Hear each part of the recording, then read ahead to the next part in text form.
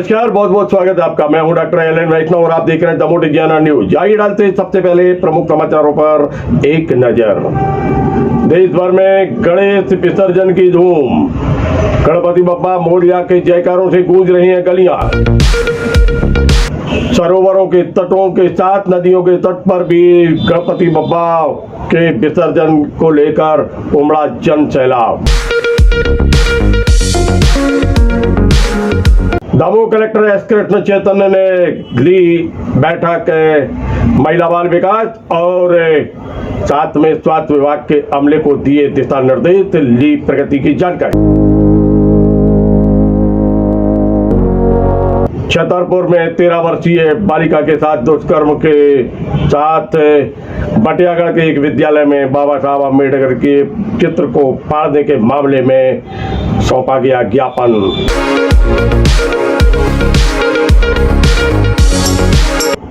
नमस्कार, समाचार विस्तार से।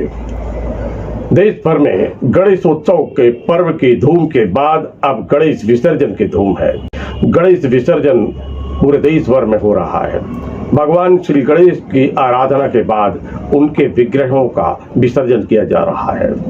भक्तों में उत्साह है। घर घर में विराजे थे भगवान गणेश और पंडालों में विराजे थे भगवान गणेश। विधि विधान के अनुसार पूजन अर्चन करने के बाद अब इन विग्रहों का विसर्जन किया जा रहा है और जिसको लेकर भक्तों में खासा उत्साह दिखाई देता है। बात कर रहे हैं मध्य प्रदेश के दमोह की, तो दमोह में जहां एक और सभी सरोवरों में मूर्ति विसर्जन किए जा रहे हैं, तो फिर वहीं कुछ जिले की नदियों में भी विसर्जन हो रहा है। दमोह में लगातार प्रारंभ से ही यानी प्रातः काल से ही पूजन अर्चन होने के बाद विसर्जन प्रारंभ हुआ और छोटी मूर्तियां, बड़ी मूर्तियां लगातार लेकर लोग पहुंच रहे हैं। स्थानीय फुटेरा तालाब पर, पुरैना तालाब पर और बेला ताल में लगातार भीड़ उमड़ रही है। सुरक्षा व्यवस्था के इंतजाम किए गए हैं। लगातार मूर्ति विसर्जन हो रही है।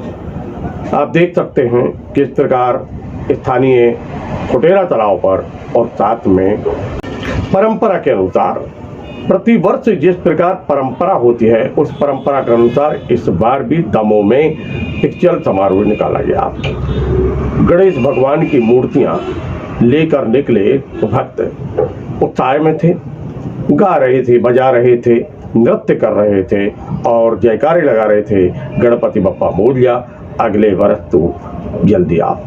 भगवान से आराधना कर रहे थे, आशीष ले रहे थे मध्य प्रदेश के दमोह जिला मुख्यालय पर।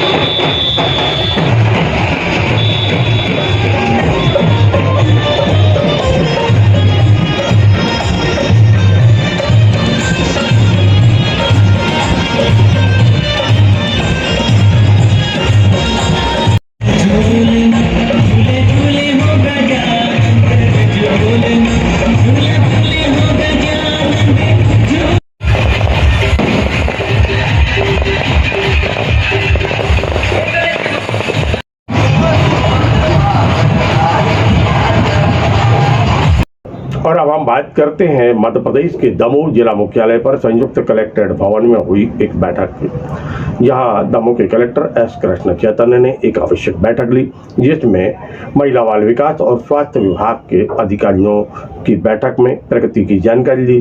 जो योजनाएं सरकार की हैं, उन योजनाओं की प्रगति किस स्थिति में है, उसके संबंध में जानकारी ली और आवश्यक दिशा निर्देश दिए।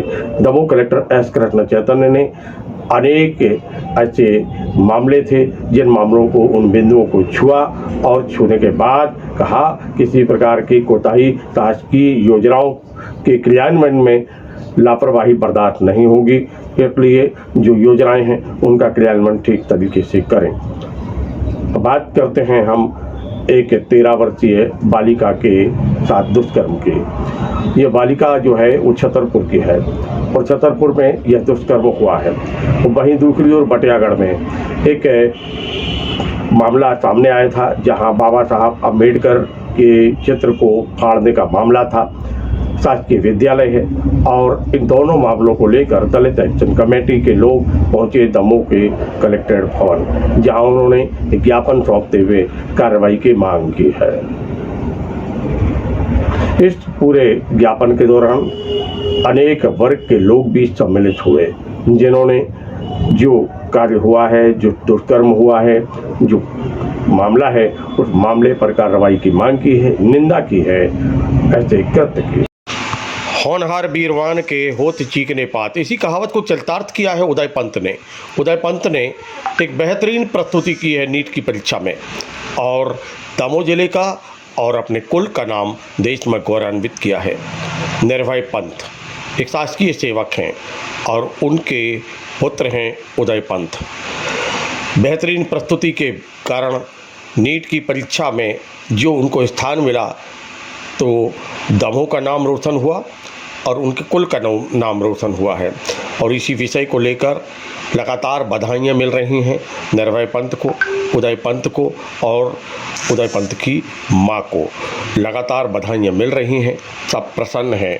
आइए जानते हैं, चर्चा करते हैं किस प्रकार बेहतरीन प्रस्तुति दी है और कितने वह प्रसन्न हैं परिजन और स्वयं उदय पंत।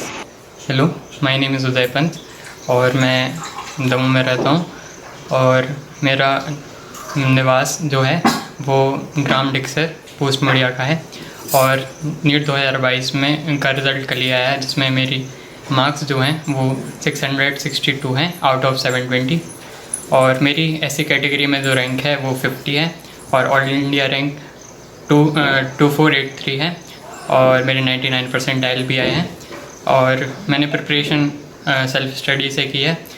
मेरी सफलता में मेरे माता पिता, मेरे बड़े भाई जो कि एम्स दिल्ली में MBBS कर रहे हैं, उनका बहुत बड़ा हाथ रहा है और मेरे गुरुजनों का स्नेह ही रहा है, जिसकी वजह से मैं इस सफलता को पा सका हूँ।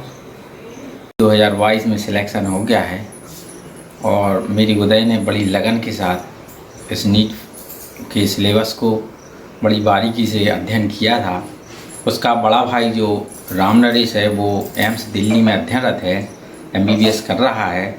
उसके मार्गदर्शन में उसने ये परीक्षा पास की है, उसके लिए मैं बहुत प्रसन्न हूँ और मैं अन्य छात्रों को मार्गदर्शन देना चाहता हूँ, उनको बताना चाहता हूँ कि कोई भी परीक्षा सफलता उसमें प्राप्त की जा सकती है।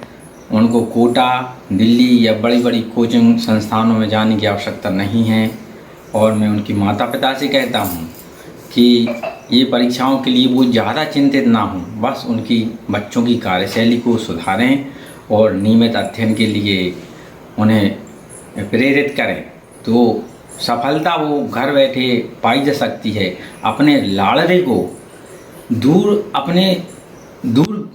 शहरों में, बड़े बड़े शहरों में क्यों भेजते हो? वहाँ की बड़ी विभीषिका है, उस विभीषिका से अपने बच्चों को बचाएं और जो आप करवाना चाहते हैं आप अपने शहर से ही करवा सकती हैं।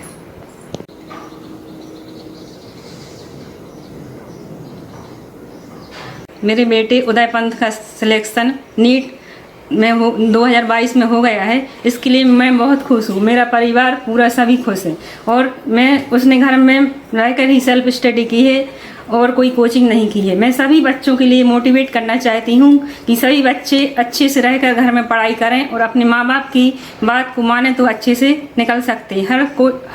उसमें निकल सकते हैं, मतलब कोई भी एग्ज़ाम दें तो निकल सकते हैं। और मैं सभी बच्चों से कहना चाहती हूँ कि वे अच्छे ध्यान से पढ़ें और अपने माता पिता की बात मानें। ठीक। मित्रों, ये थे अब तक के प्रमुख समाचार। कल फिर मिलते हैं नए समाचार के साथ, तो देखते रहिए द मोदी न्यूज़। नमस्कार।